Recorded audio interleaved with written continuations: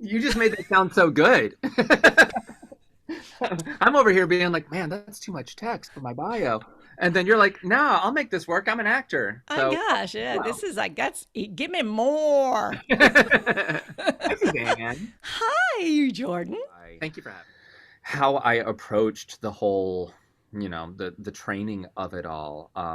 And I've realized since then that I didn't have these words for it at the time, but like in many ways, I had set a 5 year goal for myself where I was like, I want to be a part of that. And the thing about a 5 year goal, I don't do this all the time, but it did work out because moving through those 5 years, anytime I found myself at a crossroads of like, okay, what do I do next? If one of those roads more directly lent itself to Blue Man Group, then I chose that path. What do you want to And do? I said, I want to be an actor. So he got me acting classes, and that's how I got started with that and was like, ooh, oh, this is kind of fun. This yeah. feels good. And then I went back to college and got my degree. But I had an agent before I got my degree. Oh, Yeah. So it was yeah, kind of, back, and I started working tremendously. But I love what you did. You saw something. You're like, Blue Man Group, man, that looks like a really cool thing. Okay. How do I make that happen?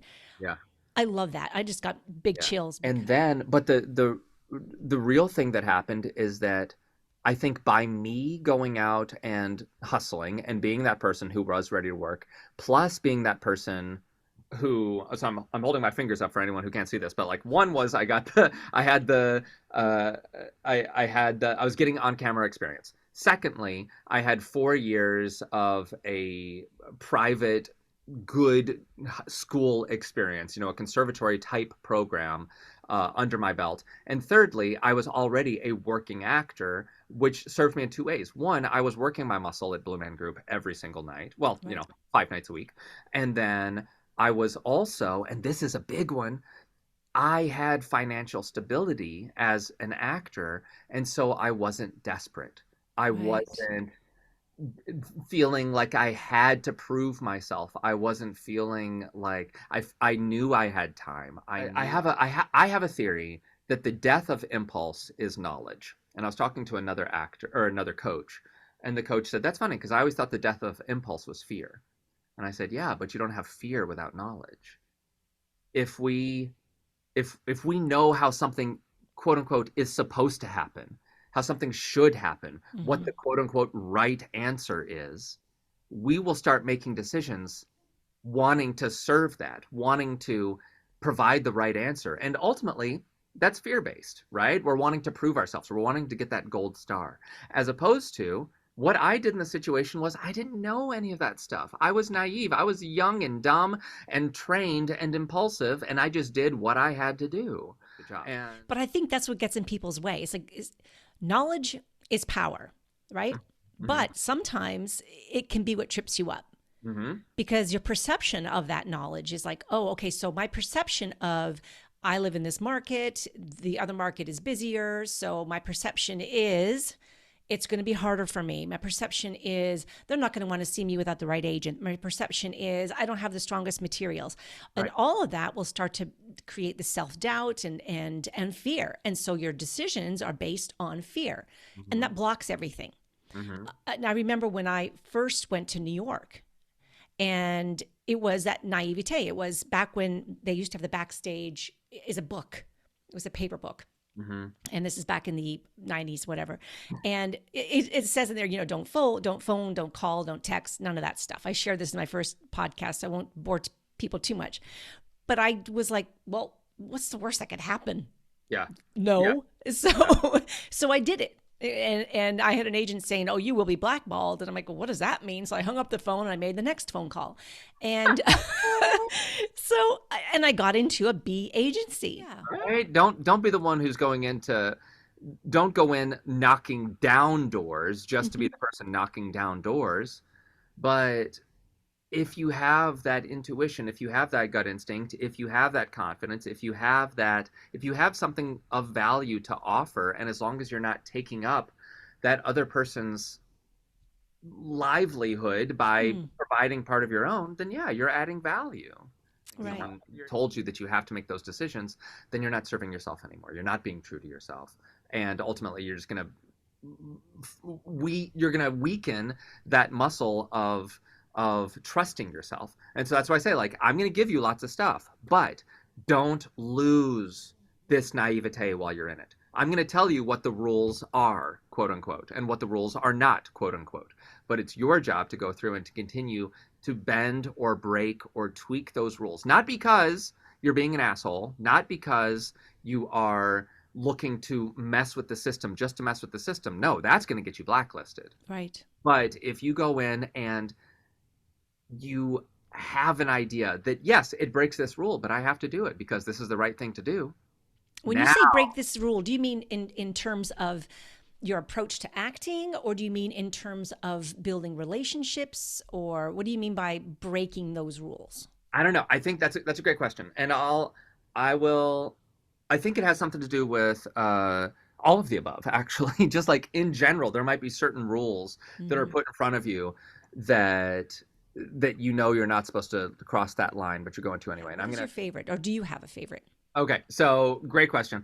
I don't necessarily have a favorite genre, but there is one thing that I always come back to.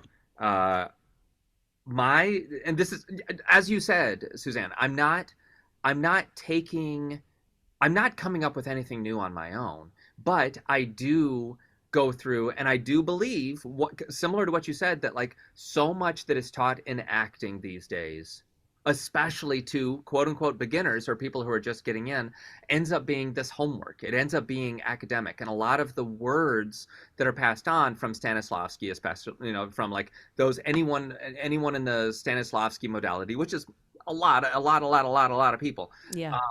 There are certain words that just tend to lose value. And I'll say one right now, that's raise the stakes. Yeah. People use raise the stakes all the time.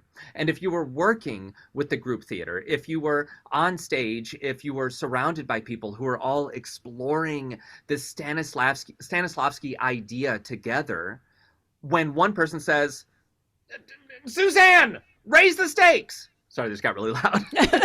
It's okay. I have volume control on my end. I heard my echo on your end, so I know it got really loud. But when that happens, everyone in the room goes, "Oh, right. Raise the stakes means this and this and this and this and this and this and this because we've been exploring this phrase for the past 6 months, What right?" hinders, right? So I was going to Mhm. ask you the question, but I think that's what really hinders a lot of actors from being able to be. Let me speak for myself. Yeah. When I do get something, and it's a bigger project, and I have to admit, when they're bigger, I tend to be more invested in it than when it's something small. Yeah. I tend to live in my head so much because I am busy looking at my monitor, making sure, because I can see myself in camera, making sure I stay in the frame. I'm not in character. Mm-hmm. I'm in my head because I'm watching everything. Mm-hmm. Okay, give us some really amazing nuggets of information. Okay, so this is full circle coming back to that conversation about like, where do you break rules? Let's talk about the self-tape, right? There are so many inherent and the largest quotations in the world around rules with self-tape. First and foremost being that we have to live inside this perfect little rectangle right here, Yeah. right? And this is coming back to, there are times when knowledge is passed on to us in certain ways that ultimately does not truly support us in our craft. Such as if you have ever received feedback from an agent or a coach or another actor or a director or somebody else of, hey, in your self-tape, you're moving around too much. Just plant yourself, right? Stay grounded. That's one thing. Or, hey, your eyes were darting around. Just make sure you stay with your eye line. Keep it consistent. Or, hey, you left your frame. Your framing was off. That was distracting. Or there was something in the background. Or you were exhaling your breath. Blah, blah, blah, blah, blah. Okay? Mm. All of these things are right. Again, they're not trying to screw you over. They're looking to help you. But they are not putting these terms into actor-friendly language. Right. Recognize every audition is a win. Mm-hmm. The fact that you got an audition was a win. When I saw my numbers and then I saw what my booking ratio was, I was like, oh, you suck. What did you do wrong? Go back and look at all those. Oh, no, don't do it. I just went down that spiral. Then I stopped and I said, how many people can say they've had that many opportunities? Yeah. That's a massive win. When you get the call that you have an audition, you've won. Yeah. Something was aligned in the universe that said, this is for you. Yeah. So use the opportunity to grow, to evolve, to try something new, to test it out. You're not there to book it, you're there to be in the moment. Yeah, yeah. The booking is out of your hands.